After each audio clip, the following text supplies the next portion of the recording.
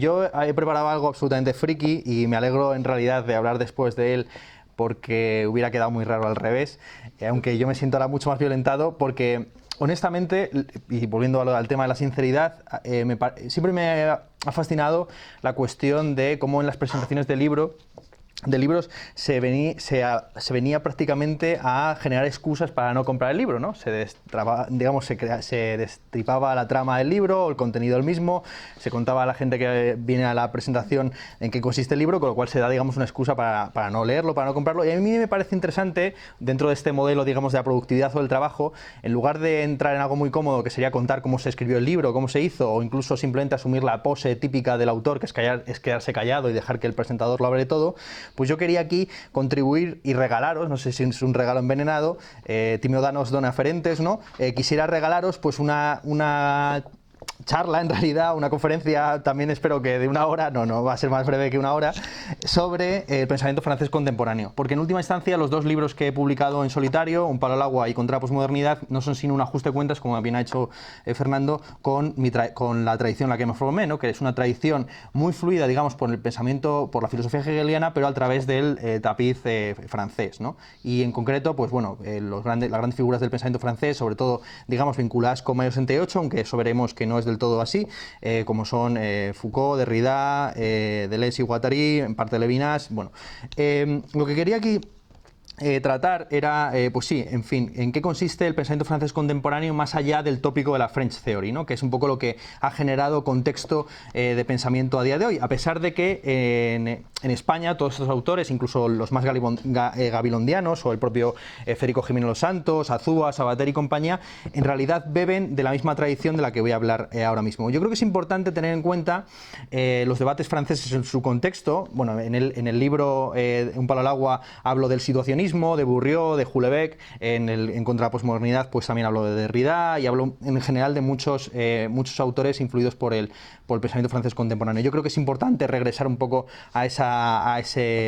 al contexto intelectual de ese país, que sigue siendo a día de hoy pues uno de los más pujantes en términos de producción ensayística, aunque no se traduzca tanto, y sobre todo a pesar de que no se crea un marco de recepción de ese pensamiento. Y por eso simplemente, espero muy rápidamente, media hora, os quiero hacer un pequeño delineamiento de qué ha pasado en el pensamiento francés contemporáneo desde la muerte más o menos de Sartre en adelante.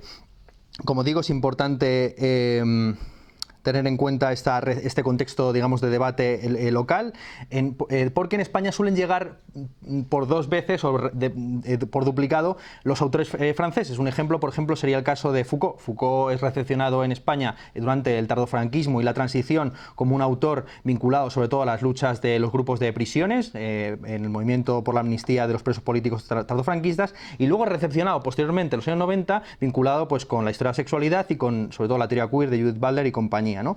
Es algo que sucede también de nuevo con Carl Schmitt. Carl Schmitt es recepcionado durante el franquismo por su amistad con Fraga Iribarne. Hay unas anécdotas muy famosas de cuando Carl Schmitt viene a Madrid a dar su conferencia sobre el partisano y se apaga la luz porque era la época en los años 50 en el que había cortes de luz constantes en Madrid, ¿no?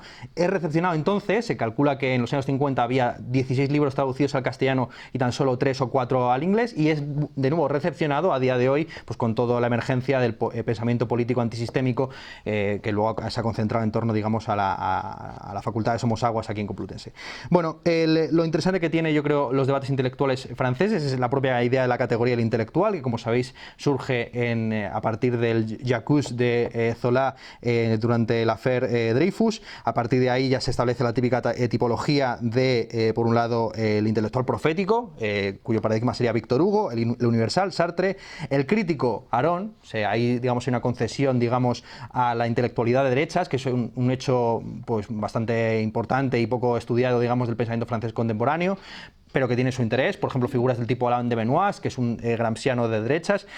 Como veremos, de hecho, todo lo más interesante del pensamiento francés contemporáneo desde la muerte de Sartre en adelante no es sino una derechización, entre comillas, de pensadores maoístas y trotskistas que comenzaron sus estudios en la época de Mayo 68. Y junto con el crítico pues está el intelectual específico, que sería Foucault, y el intelectual colectivo, que digamos se empieza a delinear con las intervenciones que hace Bourdieu en la Gare de Lyon, en las famosas manifestaciones por la jubilación a los 50 años, pero que luego se empieza a teorizar pues con Negri y con todo el pensamiento altermundista. Bueno, tiene interés, insisto, la cuestión del intelectual francés, porque en Francia se siguen planteando de alguna forma los debates a todo o nada, las enemistades personales se terminan convirtiendo en feudos teóricos y también se convierten los antagonismos, digamos, sociales y culturales en grandes problemas ideológicos, y hay una preferencia siempre por la argumentación abstracta sobre el debate basado en la evidencia empírica, por un hecho muy curioso, que es que hay una interpretación positivista de la ley. Si todos los ciudadanos franceses son iguales ante la ley, está prohibido, esto es así, está prohibido en Francia que el Estado recopile información sobre la etnia o la religión de los franceses. Se entiende que todos los franceses son iguales ante la ley y por tanto son todos iguales también ante la ciencia, ¿no? Esto es algo muy, muy curioso. De ahí que, como veréis, incluso los debates que se plantean en torno a las movilizaciones de Charlie Hebdo, después del atentado, se basan más bien en abstracciones que en datos concretos. Pero bueno, eso es interesante porque por esto, ¿no? Básicamente por esto. Bueno, el caveat que quiero señalar antes de meterme más en el asunto es que yo tengo un francés pésimo desde un punto de vista oral y además siempre he pensado que el que llama Descartes Descartes es un pedante, es uno que tiene un tapón en el culo, o le llamas Descartes o lo llamas a la italiana Cartesio, pero Descartes o decir Graham en lugar de Graham, pues también me parece bastante muy cutre. Bueno, todos los autores de los que voy a hablar van a ser sobre todo, digamos, intelectuales o filósofos políticos, gente vinculada sobre todo con los medios de comunicación. En Francia hay un gran, como sucede en realidad en la mayor parte de los países capitalistas avanzados, hay pues una concentración de los medios de comunicación muy importantes, pero sobre todo una vinculación también entre la clase política y la clase intelectual que sorprende mucho, digamos, en un contexto tan reacio, digamos, a la intelectualidad de los políticos como es el español, ¿no? En España hemos tenido un filósofo que se convirtió en ministro, ¿no? El caso de Gabilondo, pero allí es recurrente las asesorías, los ministerios o la vinculación sin más de que todos se formaron en Sciences Po, todos estudiaron ciencias políticas en la facultad de la Sorbona. Empezamos entonces, ¿no? Insisto, voy a dejar de lado, por lo tanto, todo lo que se podría llamar filosofía académica, que tiene su interés, pero que en realidad ha sido más recepcionada en el mundo anglosajón que dentro de Francia. Por ejemplo, autores como Quentin Meillassoux, que ha generado toda una corriente dentro de la academia anglosajona, que es el realismo especulativo. Este es un autor que trabaja para la Sorbona, pero que no obstante, digamos, no tiene ninguna relevancia en el contexto de debate francés. Así también hay una reviviscencia de la ontología en los últimos años, desde los años 2000 en adelante, con Frédéric Neff, Claudine Tercelin, Elisabeth de Fontenay, Bruno Latour, ¿no? Bruno Latour, por ejemplo, con toda su teoría del actor red, o con, digamos, el discipulado que hace de Michel Serres de la endometodología y el planteamiento de una posibilidad de un parlamento de los objetos. Todo esto ha sido más, digamos, ha generado gran fascinación en el mundo anglosajón. Por ejemplo, en la London School of Economics se hizo un debate entre Graham Harman, uno de los padres de la ontología oriental a los objetos, y Bruno Latour, que se publicó, digamos, con gran fanfarria, titulado El príncipe y el lobo, en el que se copiaba textualmente las palabras de Bruno Latour hasta un punto obsceno, porque Bruno Latour cuando habla es como un payaso, y de hecho hay como 80 risas en todas sus intervenciones, porque van metiendo entre conchertes cuando el público se ríe. Bueno, sin más. Sartre muere en el año 80, yo creo que es un año importante porque con él muere no solamente un tipo de estilo y de debate, ¿no? Los famosos debates entre Sartre y Camus, por ejemplo, ¿no? Sobre el motivo de la violencia, si la violencia es un mal necesario, como pensaba Camus, que había participado en la resistencia francesa, o era un bien necesario que hacía avanzar a la historia, como sostenía Sartre, que no había participado en esa resistencia. Se podría decir que la polémica Sartre-Camus también es una polémica entre un pensamiento existencialista concreto, que es el de Camus, el que participó en la resistencia francesa y que era de familia proletaria, frente, digamos, a una concepción abstracta y casi cripto-hegeliana de la historia y de la propia clase proletaria y de la violencia enarbolada por Sartre. También muere con Sartre, digamos, el concepto del intelectual comprometido, cita textual de Sartre: ser un intelectual comprometido significa interferir en materias que no le conciernen a uno directamente, cuestionar las verdades establecidas y encabezar la causa de los oprimidos.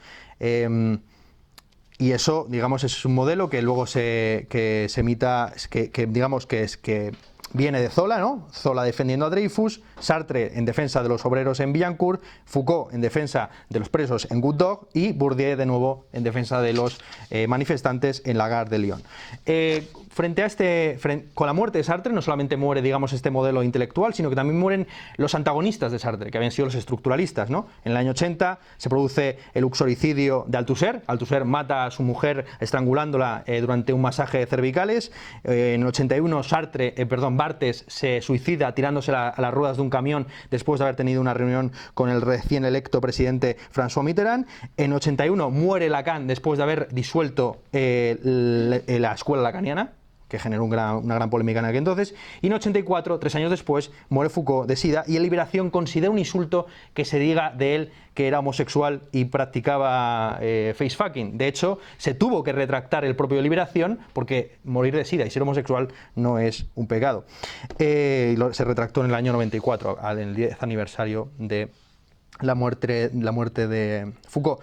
En los años 80 son los años, digamos, de la gran reacción contra el pensamiento estructuralista, pero también el intento, digamos, de convertir a Sartre en un escritor, meramente en un novelista. Esto es algo que se había intentado hacer también, digamos, en la Tercera República con Rousseau. Rousseau era intolerable por sus tratados políticos, ¿no? Que eran unos tratados claramente jacobinos, y de ese modo se intentó, digamos, escurrir el bulto, diciendo, bueno, lo importante de Rousseau no eran esos tratados políticos, algunos de los cuales están inacabados, como el contrato social, sino que lo importante son las novelas epistolares y esta, digamos, literatura pastelera del siglo XVIII. Y del mismo modo se hizo lo mismo con Sartre. Se dejó de lado, digamos, todos sus grandes libros, sus tratados, digamos, de circunstancias políticos, y se le reivindicó por sus novelas, por aquello que él había despreciado, ¿no? Que era el Nobel de Literatura que se le llegó a conceder y que él rechazó. Con la muerte de Sartre y con la muerte del estructuralismo se produce, digamos, un retorno al sujeto que ya estaba presente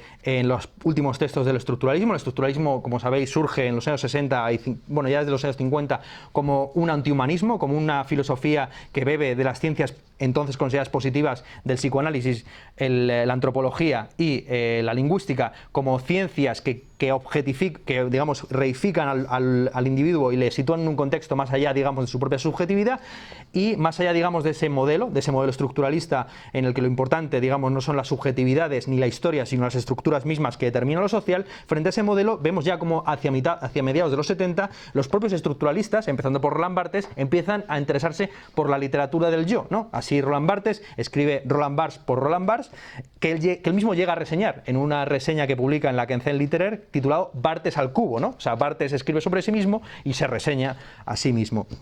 Julia Kristeva, también otra, digamos, semióloga de estricta observancia bakhtiniana durante una época, publica en el año 90 Los samuráis, una referencia directa al libro de Simone de Beauvoir, Los mandarines. Frente, digamos, al mandarinato sartriano tendríamos a los samuráis, a esos en parte orientalistas, que serían los estructuralistas. Hay que decir que, por ejemplo, una de las influencias más importantes en la última época de Foucault es el viaje que hace a Japón y su fascinación, y también le sucede a Sartre, ¿no? Con la fascinación que tiene por los kanjis japoneses. Así nos encontramos, como digo, hacia finales de los años 70 con unos estructuralistas que ya se convierten, digamos, en postestructuralistas. El propio Derrida empieza ya, digamos, su travesía por los Estados Unidos, desarrollando lo que sea la gramatología y posteriormente la deconstrucción. Y se publica en el año 86 un libro que se llama Le Pensée, el pensamiento del 68, firmado por Luc Ferry. Luc Ferry le podríamos calificar como el Ángel Gabilondo francés, porque fue, digamos, uno de los reivindicadores, digamos, de ese discurso soteriológico y esotérico de la salvación, entre comillas, individual, pero también tirando mucho de etimología, y que luego, después, digamos, de pues una trayectoria muy habitual de ir publicando un libro o dos al año, se convierte en los años 2000 en ministro de Chirac, y ya lo veremos después cómo crea todo un sistema para plantear el debate sobre el velo en las aulas francesas.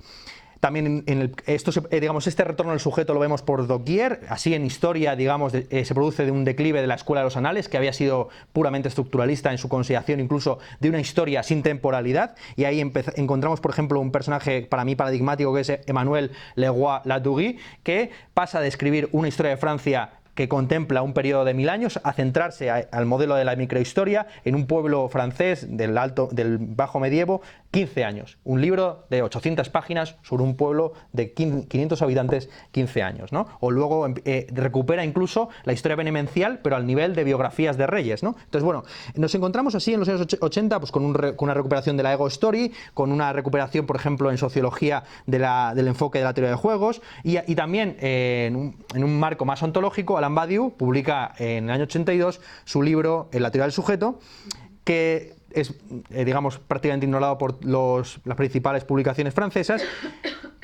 porque hay que decir una cosa, los que a día de hoy consideramos como filósofos franceses de gran relevancia, Rancière, Badiou, Nancy y compañía, son en realidad segundones y tienen importancia, digamos, de nuevo por la recepción que tuvieron en el contexto anglosajón. Pero para que os hagáis un poco la idea, Alain Badiou es sobre todo conocido en Francia como un todavía maoísta, antisemita, por la publicación del libro Circunstancias 2 sobre el nombre del judío, y Circunstancias 3, que significa el nombre de Sarkozy. Así que se le engloba dentro, digamos, de un modelo de panfletario, de escritor de libelos contra la nueva derecha, la nueva centro-derecha, marcada por Sarkozy. En los años 80 también se produce, digamos, la consolidación de los nuevos filósofos, de los nuevos filósofos, que ya en los años 70, y estos también, digamos, llega hasta España, se ven impresionados por la publicación del Archipiélago Gulag de Solzhenitsyn. Con la publicación de ese libro, digamos, muchos de los antiguos maoístas que creían en la revolución cultural un poco a la manera, ¿no?, de la chinoise de Jean-Luc Godard, digamos, se les cae el velo y descubren, digamos, la realidad de los campos de trabajo y de los campos de reeducación, tanto maoístas como estalinistas. Y en España, por ejemplo, se publica el libro de Federico Jiménez Santos, ¿no?, Lo que queda de España, en el año 77, y también se publica por aquel entonces, digamos, los primeros textos de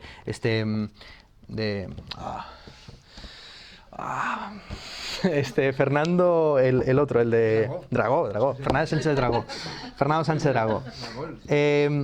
Y en Francia, pues evidentemente se publica, ¿no?, el primero el libro de André Glucksmann, La cocinera y el devorador de hombres. En el 75 el libro de Bernard-Henri Lévy, que está considerado, digamos, el intelectual más importante. Se hizo una encuesta en 2010 y un 82% de los encuestados sabían quién era Bernard-Henri Lévy, frente a un, digamos, 40% de personas que reconocían a Derrida, etcétera, etcétera, ¿no? Entonces Bernard-Henri Lévy publica su libro La barbarie con rostro humano, en referencia, digamos, a la idea del socialismo con rostro humano. Y por último, André Glucksmann, en Los maestros pensadores, escribe la famosa frase de: la prueba decisiva de los filósofos en la antigüedad era producir sabios, en la Edad Media racionalizar el dogma, en la época clásica, entendiendo por época clásica la época moderna, tal y como la vemos nosotros, fundar la ciencia, y en la época moderna, esto es en la época contemporánea, según en la terminología española, su actitud para justificar la masacre, ¿no? La idea que toda la filosofía del siglo XX, incluido el propio Sartre, no sería sino un coqueteo permanente con el comunismo estalinista. Esa emergencia de los nuevos filósofos es vista con un poco de perfil por las grandes figuras estructuralistas. Así Barthes, digamos, llega incluso a recriminar a Deleuze que se enfrente directamente a estos autores. Foucault llega a apadrinarlos en una famosa entrevista que le hace Bernard-Henri Lévy.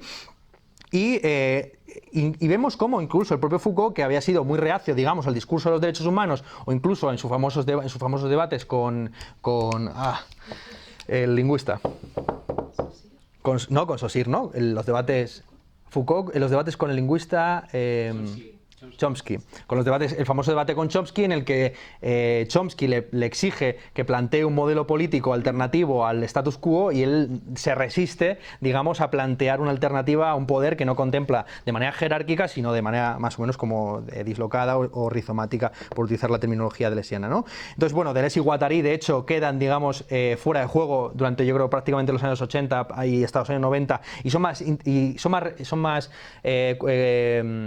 se les recibe con mejores, se les recibe mejor, digamos, incluso en Brasil que en la propia Francia, y están las famosas conferencias que da Guattari por Brasil, en Brasil, en el que se está empezando, digamos, a construir el modelo del Partido del Trabajo, que hoy vemos ya prácticamente en sus últimos años ya decadentes y corruptos. Y junto, digamos, a este pensamiento humanista, que también está, al que llega a caer el propio Derrida. Derrida es apresado por las fuerzas policiales checoslovacas y se ve ve obligado a pedir asilo apelando a la Declaración Universal de Derechos Humanos, él que se había dedicado prácticamente toda su vida, digamos, a cuestionar ese marco logocentrista. Bueno, junto con este modelo, digamos, de defensa de los derechos humanos, también aparece, digamos, la ética en los años 80, tras la muerte sobre todo de Vladimir Yankelevich, que ha buscado fundar una ética en una inmanencia universalista, que es recuperada ya, digamos, en los años 90 por Michel Onfray. Michel Onfray seguramente se va a convertir, yo creo, en los próximos años, cuando se termine de publicar su trilogía, que ya ha empezado a publicarse con el libro Cosmos, se va a convertir fácilmente en el principal filósofo francés, pero ya, digamos, en el 89 sufre un infarto con 28 años y se plantea: ¿qué estoy haciendo con mi vida? ¿No? Claro, tienes un infarto de 28 años, debes estar llevando una vida bastante hard. Entonces, recupera una categoría de Yankelevich, que era la idea del apax existencial. En lingüística se habla de apax para referirse a un término que no se repite en una lengua no hablada, ¿no? Entonces, términos que tan solo aparecen una vez en la Ilíada o en la Biblia y que son intraducibles porque no hay contexto de traducción posible, ¿no? Entonces no sabemos exactamente a qué se refieren.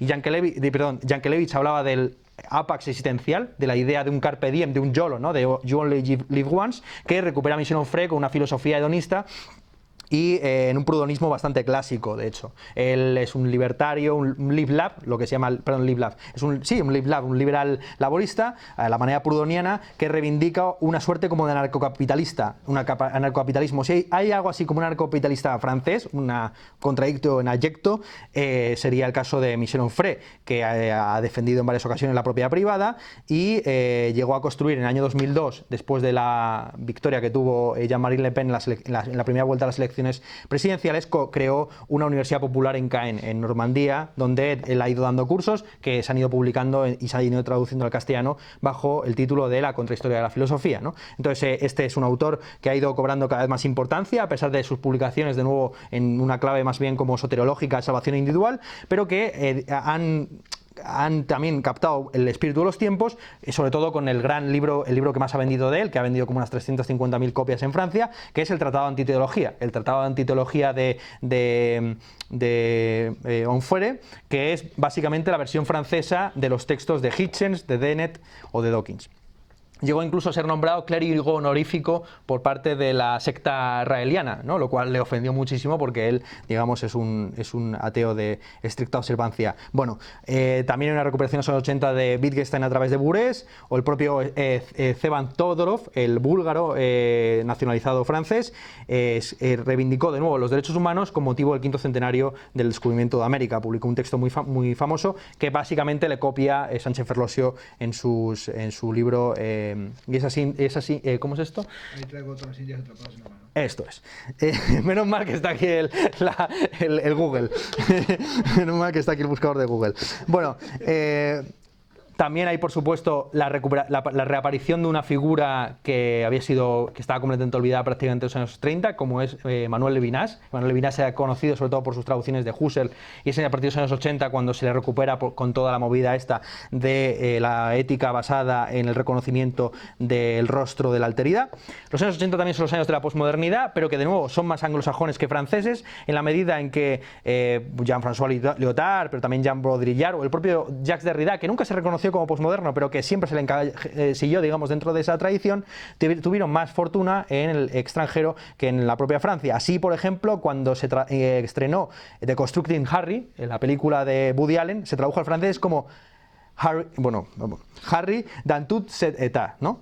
Harry en todos sus estados, porque la palabra de construcción, sobre todo ya en los años 90, era un bluff, o sea, más aún después del famoso escándalo Sokal, etcétera, etcétera. Entonces nos encontramos básicamente con un contexto en el que hay una reaparición, digamos, del pensamiento liberal en los años 80, vamos a verlo, una revisión, digamos, de lo que fue el comunismo soviético, pero sobre todo interpretado en términos místicos, como es, digamos, todos los debates sobre lo común. En Francia, a día de hoy, de hecho, uno de los términos que es utilizado de manera más peyorativa seguramente sea la idea del comunitarista, digamos, frente al contexto anglosajón, donde de hecho se habla de comunitarismo y de multiculturalismo con un sentido neutro, simplemente para calificar un tipo de política no incluyente, digamos, de minorías inmigrantes. En el contexto francés, de hecho, hay iniciativas legislativas por parte del gobierno para frenar el comunitarismo, ¿no? Y es utilizado constantemente como insulto y como descalificación. No hay ningún defensor del comunitarismo francés. Y de ahí, digamos, la rareza de otros autores que han quedado periféricos, pero que sin embargo en España han tenido mucha recepción, como son Pierre Dardot y Christian Laval, que publicaron en 2014 el libro Común, ¿no? Ensayo sobre la revolución del siglo XXI, en el que defendían los bienes comunes, ¿no? Esto ha sido muy recepcionado, por ejemplo, por Amador Fernández Sabater. Amador Fernández Sabater, por cierto, tiene la misma relación con su padre que la que tiene Rafael Glucksmann con André Glucksmann. Estamos hablando de dos figuras, Glucksmann, o también, bueno, ya hemos mencionado, ¿no? Uno de los nuevos filósofos más ejemplares, que pasó, digamos, de un maoísmo entendido de la manera anarcoide a una defensa, digamos, de la República Francesa sostenida sobre valores nacionales, que es lo que ha hecho básicamente Sabater, ¿no? Sabater pasó de una especie de abertzalismo anarcoide a un cuñadismo ilustrado de defensor de la nación española, ¿no?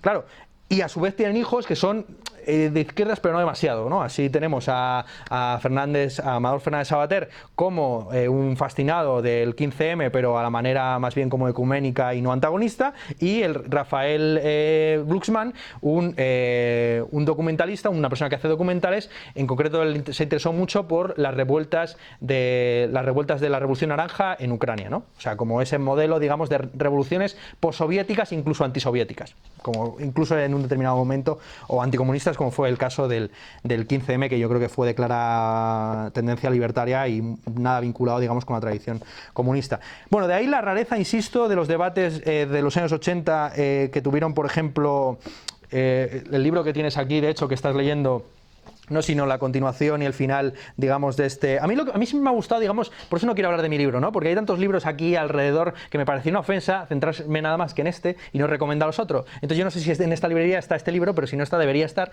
que es el libro de Jean-Luc Nancy, La comunidad descalificada, que es un ajuste, digamos, un último nota a pie de página de un debate bastante conocido y muy recepcionado, pero digamos absolutamente anómalo en el contexto francés, como fue el debate sobre la comunidad inconfesable, la comunidad desobrada y finalmente la comunidad descalificada, ¿no?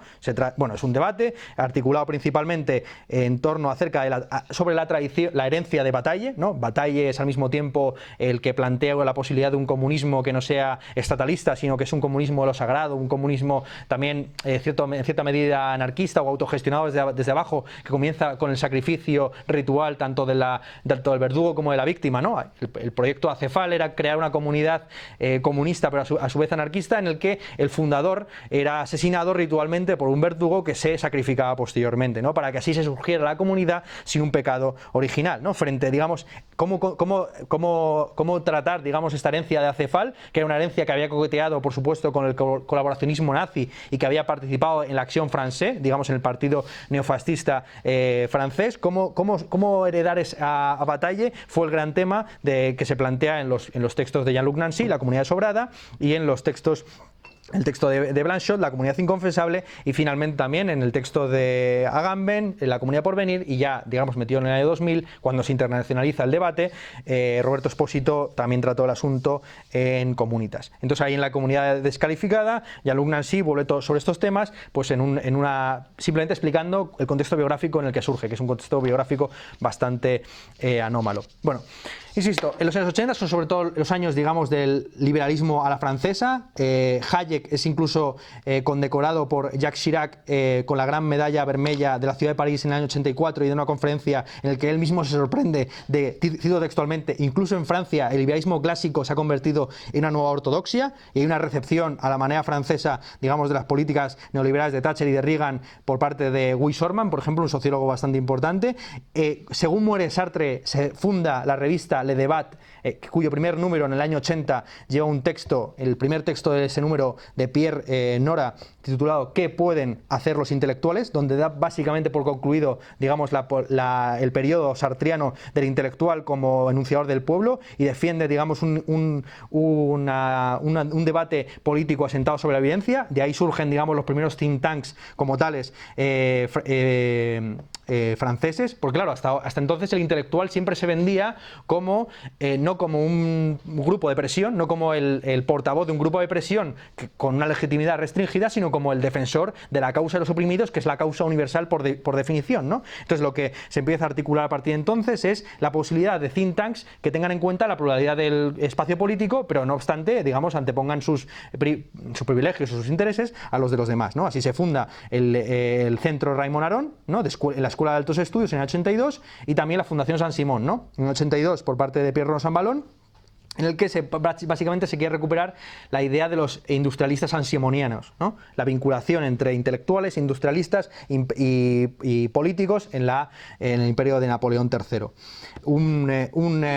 Digamos un think tank, el de la Fundación San Simón, con un enfoque, digamos, tecnocrático, europeísta y moderado, basado en la evidencia, que digamos, ofrece su publicación más interesante en el 88, La República del Centro, en la que, con motivo de la segunda elección de François Mitterrand, cuando François Mitterrand, digamos, ya abandona el programa común con el Partido Comunista y decide paralizar la nacionalización del Canal de Suez y la nacionalización de empresas importantes públicas, es entonces cuando estos autores, que lo firman conjuntamente Jacques Julliard, François Furet y Pierre Rosan Vallon, en la República del Centro, hablan de que por fin Francia se ha convertido en una democracia avanzada, en la que no hay una extrema derecha y una extrema izquierda, sino que ya estamos en un contexto postideológico donde lo importante es, en términos sansimonianos, la gestión de las cosas, ¿no? Pasamos de la gestión de las personas a la gestión de las cosas, y el electorado francés finalmente se ha convertido en un electorado de extremo centro. Bueno, termina los años 80 y comienza, digamos, toda la época de lo que Nicolas Offenstand ha llamado la historia bling bling, ¿no? La gran historia francesa.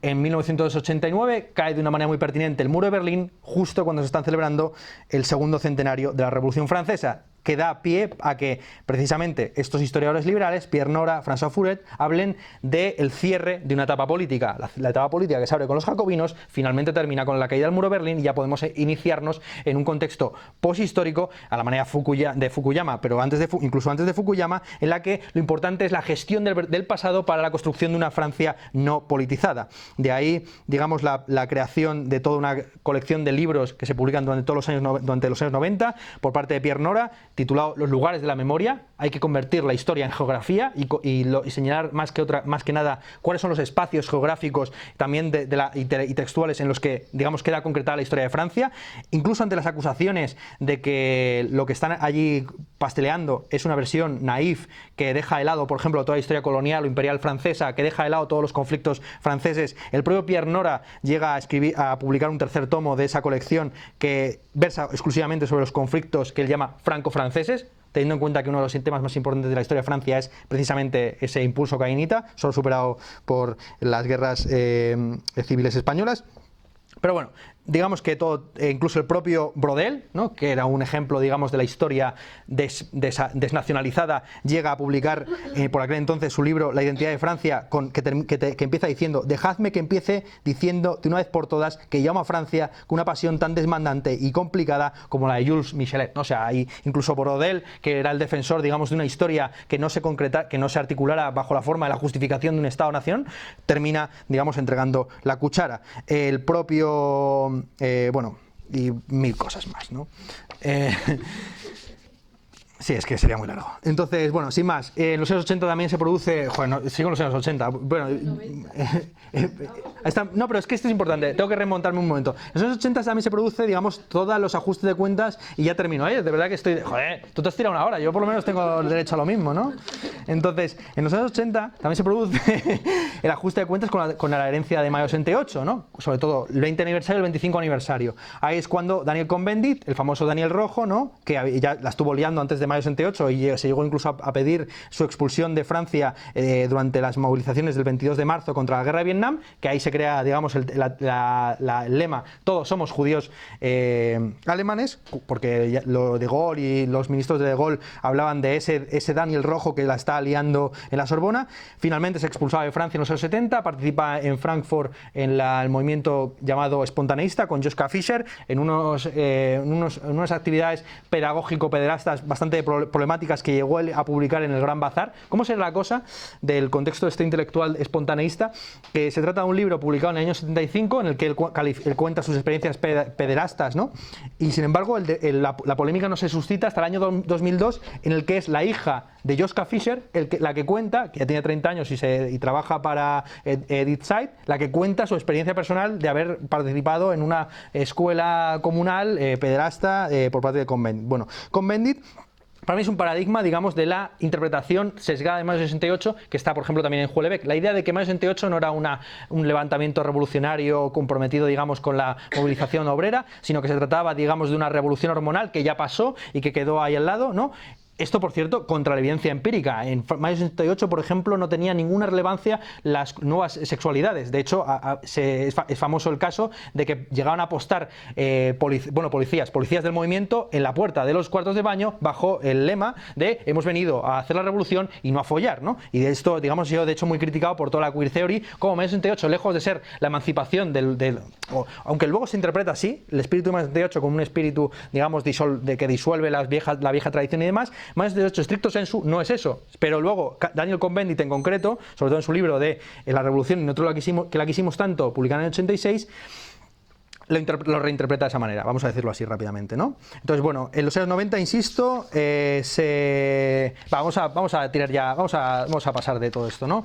Sí, el año clave en el que ya se radicaliza, digamos, lo que hemos estado viendo en los últimos años es el año 2002, ¿no? En abril de 2002, el candidato socialista, ¿no? Lionel Jospin no consigue llegar a la segunda ronda de las elecciones presidenciales porque le supera en votos ya Marine Le Pen, entonces se produce, digamos, una especie como de delirio izquierdista, donde se plantea la idea de que Francia va a ser gobernada por un fascista, algo absolutamente ridículo porque el Frente Nacional era un partido que estaba desde los años 80 y que había crecido en 20 años tan solo un 10% del electorado, o sea, prácticamente una chorrada, pero no obstante muchos intelectuales comienzan a ver con malos ojos la reapropiación por parte del Frente Nacional del típico ideario anticapitalista de izquierdas, un ideario que había sido enarbolado, por ejemplo, por Bourdieu, ya lo hemos mencionado, en las movilizaciones del 95, pero que también se había articulado en el libro famoso de Boltanski y Chapiello, El nuevo espíritu del capitalismo, en el que se criticaba ese nuevo espíritu del capitalismo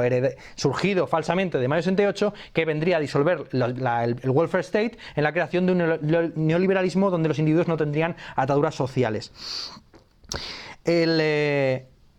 Esta vinculación, digamos, entre el pensamiento anticapitalista tradicional y el nuevo pensamiento frontista nacional sí que es de alguna forma real, y hay un ejemplo paradigmático que es el movimiento Egalité y Reconciliación de Alain Soral en 2007, que es un movimiento a la vez antieuropeísta y anticapitalista, pero bueno, en 2002 también muere Bourdieu, digamos, se supone el 2002 muere Bourdieu, en el 2004 muere Derrida, y en 2002 también se publica el libro de David Liebenberg, Le rappel à l'ordre, la vuelta al orden, ¿no? La vuelta al orden, en la que se acuña el término neoreaccionarios, que es un término que se ha utilizado de manera bastante agresiva en el debate intelectual francés reciente. En realidad este libro de David Liebenberg, esto es importante, es que es muy importante todo lo que estoy diciendo, aunque no lo parezca una chorrada mía, esto es absolutamente relevante. Entonces voy a terminar, ¿vale? Dejadme terminar. Entonces, David Liebenberg publica el libro en realidad en una colección que lleva Pierre Rosanvallon, y los autores a los que él se refiere como nuevos reaccionarios son François Furet, son Bernard-Henri Lévy, son los viejos colegas de la coalición amplia de liberal de los años 80. Se trata de un reajuste dentro de la tradición liberal, lo que comienza a airearse a partir de entonces. A Pierre-André Taguieff responderá, digamos, en el 2006 con un libro, los contrarreaccionarios, y Pierre Anderson también introduce, digamos, entra al trapo, hablando, digamos, de cómo, de nuevo, el debate intelectual francés ha entrado en una gran decadencia después de la muerte de Sartre. Bueno, sin más, digamos, es el planteamiento del debate, que se alarga, digamos, en los años 2000, sobre todo con el debate acerca del velo francés, que Luc Ferry llega a considerar prácticamente como aceptar la posibilidad del velo en las aulas francesas sería algo así como la claudicación de los aliados en Múnich. También se produce, digamos, todo el debate en torno al no. El no a la Constitución Europea en 2005, donde se vuelve a unificar, digamos, el pensamiento frontista nacional y el pensamiento anticapitalista, reforzando esos vínculos que terminan siendo fatales, digamos, para la extrema izquierda francesa. Finalmente, Sarkozy representa en el año 2007 una vuelta de otro regreso al orden más con su modelo camusiano. Es interesante ver cómo Sarkozy toma como figura intelectual a tener en cuenta Camus, del cual se están cumpliendo entonces los 100 años de su nacimiento, y así hay toda una proliferación de discursos durante todo el gobierno de Sarkozy de Camus. Bueno, por cierto, había leído tampoco a Camus que le llama Stefan Camus, ¿no? En lugar de que es Albert, ¿no? Entonces, hay una proliferación de... y voy a terminar simplemente con esta numeración, bueno, y cierro, ¿vale? Esta numeración y una cita de Proudhon que viene muy al pelo, ¿no? Entonces, claro, Camus se convierte en los años 2007 en un precedente del propio Sarkozy, ¿no? Como una figura dandy, alienada a su contexto social de su milieu, ¿no? Y así hay todo tipo de interpretaciones del pensamiento de Camus. Se quiere llevar a las cenizas de Camus al Panteón Nacional, pero no se llega a conseguir. Y así tenemos al Nouvel Observateur diciendo que Camus es la conciencia moral del siglo XXI, André Comte-Scribe diciendo que es la urgencia y la improvisación de la vida, Alain Finkielkraut diciendo que es el campeón de la ética humanista, Jean Sarkozy diciendo que es el representante de una idea bien temperada de justicia, Michel Onfray diciendo que es un filósofo libertario, Stéphane Giocanti diciendo que es un símbolo intelectual noble y puro, Jean-Louis Saint-Ignard diciendo que es un recuerdo de los colonos franceses en Argelia, incluso el rapero Abd al-Malik dice que es un viejo hermano de la ciudad. Y finalmente François Hollande, el propio presidente de la República, dice que es un ejemplo de aspiración republicana a la igualdad a través de la educación. Y ya, bueno, ya termino, ¿no?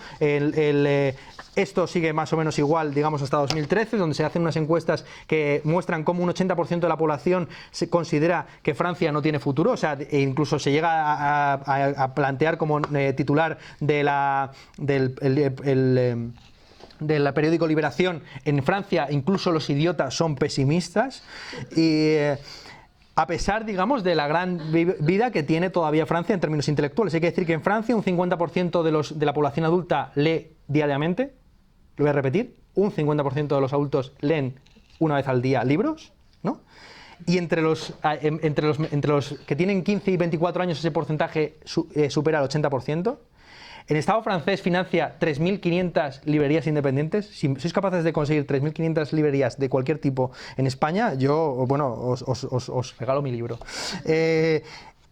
Pero no obstante, digamos, se crea todo un contexto político y contexto intelectual en el que se habla, digamos, de la decadencia de Francia. Francia ya no tiene grandes escritores, Francia ya no tiene grandes intelectuales, a pesar de que justo en el año 2003 se publica uno de los éxitos mayores, digamos, de las ciencias sociales francesas, que es El Capitán del siglo XXI, de Piketty. Piketty es, de hecho, una rareza porque se suele considerar que los franceses son buenos en humanidades, en letras, pero que en ciencias son la puta pena, ¿no?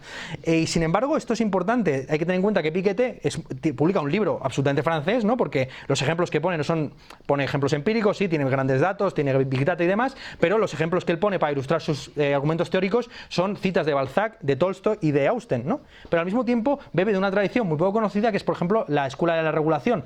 Miquel Aglieta, Alan Lipset, Robert Boyer, influidos por Marx a través de Althusser, pero también influidos por Keynes a través de Kalecki, ¿no? La idea de un estudio holista de la economía, un planteamiento de leyes tendenciales y una teoría cualitativa de la moneda, ¿no? Bueno, Piketty plantea en el año 2012, escribe un libro con sus compañeros, con Landé y con Saez, que se llama Una revolución fiscal, donde plantea un modelo que finalmente no termina llevando a cabo François Hollande, a pesar de haberlo prometido. Le dan la medalla de honor y él la rechaza en un argumento impecablemente libertario, que es que el Estado no tiene derecho a decir qué es honorable y qué no. Una cosa bastante rara viniendo de un tipo que plantea impuestos del 75% a las rentas más altas, pero bueno, ahí lo tenemos, ¿no? Entonces, sin más, en este contexto de absolutamente de apocalipsis intelectual, pues bueno, simplemente leer una cita de Proudhon, que ya habló de esto mucho antes, y mencionaros simplemente como recomendación bibliográfica que me parece muy interesante para todo el debate que se está planteando a día de hoy sobre, por ejemplo, el libro que tenéis ahí, ¿no? De Alá en París, ¿no? De Gabriel Albiac. Gabriel Albiac es un paradigma, digamos, de este giro de los trotskistas y de los maoístas de los años 60 en nuevos filósofos en los años 70, y a partir de ahí en defensores cuñados de la patria, ¿no? Y contra, digamos, la amenaza terrorista, totalitaria o yihadista. Y en ese sentido también vemos en el contexto intelectual francés una polarización del debate como no se había visto prácticamente desde la guerra de Argelia en torno a la cuestión de la islamofobia, ¿no? Si la respuesta que se tuvo con el atentado de Charlie Hebdo fue islamófoba o no. Y un libro que yo recomiendo, que es absolutamente genial, de Manuel Todd, un sociólogo, Qui est Charlie? Sociología de una crisis religiosa, publicada en 2015, que ha generado también un debate muy importante y que no puedo resumir ahora mismo. Simplemente quería terminar con una cita de Proudhon que muestra cómo este pesimismo, esta idea de que en Francia hasta los idiotas son pesimistas, en realidad se remonta a muy atrás. Dice Proudhon en el año 1863 en una carta privada: creo que estamos en una decadencia completa y cuanto más reconozco que me he engañado a mí mismo con generosidad excesiva, menos confianza tengo en la vitalidad de mi nación. No tengo fe ni en el futuro ni en ninguna misión humanitaria que pueda tener el pueblo francés. Cuanto antes desaparezcamos de la escena, mejor le irá a la civilización y a la raza humana. Bueno, eso era todo y gracias por haber venido a la presentación.